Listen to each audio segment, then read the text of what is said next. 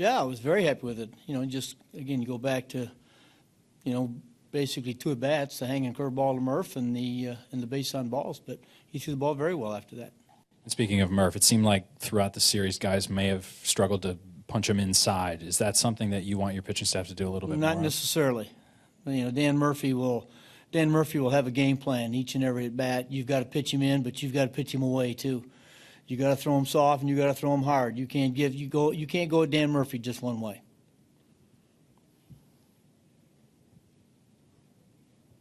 Just headed into the All-Star break, what's the state of the team in the race right now?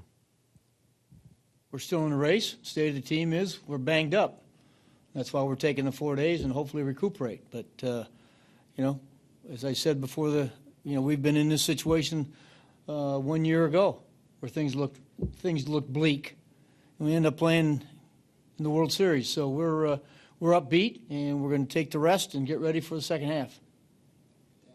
Terry, how did Matz come out of the start? Was he physically okay as well as he could be expected? Fine. Yeah, Dan, again, he's physically fine, but we are certainly aware that there's going to be a night where it's going to flare up. I mean, it's just part of the scenario that we're going to deal with he and Noah.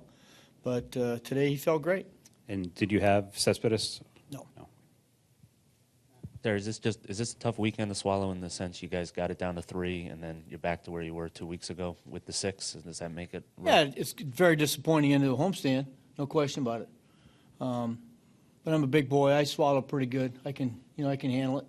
We got to get ready for next weekend, and when we get into Philly, and that's when we really got to get it going. We got to get it going on all cylinders and not look back. Terry, you guys set a franchise record with 122 first-half home runs today, but is it harder to kind of enjoy that with the loss?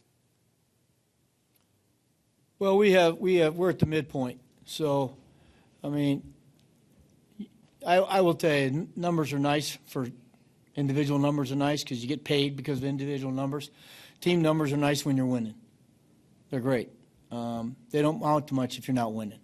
So, again, in the second half, if we have another record of home runs, hopefully we are 20 games above 500 because of it. Terry, has Jose's power surprised you so far? It has. I didn't sit here. I saw a lot of hits when he was here, but, he hit that second one. That ball was crushed. And the ball hit the other day left-handed was good. So, again, Dan, I really believe this. I really believe the more Jose is in the lineup, the more he gets accustomed to, what's going on again at this level, at this speed, after having some time off, I think he's going to be a big factor. Terry, it looked like Matt's really got into a rhythm when he started using his changeup more. Does he need to do that to be? No question, John. We said it's the same thing, and then so do the other guys. Noah's kind of gotten away from his changeup, which is very effective, and it's a great pitch for him, and so does Jake. He's got to use his. Those are good pitches. And and even if you leave them on the plate once in a while, because they throw hard enough, you're going to get some guys out front and maybe off the end of the bat. But his secondary stuff's what made him effective. All those guys. Is part of that on Travis to make sure he's throwing it? Well, you say that, but once again, the guy on that bump, he holds the ball. He has the last say. So I know one thing, when Dan puts a game plan together before the game, both guys are involved in it. So there's 2 heads in there. Do you have to guard against at all, you keep referencing last year with the great second half that you had, that the players might just, maybe not assume it, but think that things are going to turn around and you're going to be able to repeat that just by flipping a switch? I don't think you can flip switches, Dan. I've never thought that in my whole life. There are things the great major league players can do that the common guy can't, about flipping switches at times. But we didn't flip any switches last year. We just ground out game after game, and we've got to do that when we start on Thursday or next Friday. We've got to take every game and just, hey, look, we got to win that game, and not worry about the day before, the next one coming up, or who's pitching.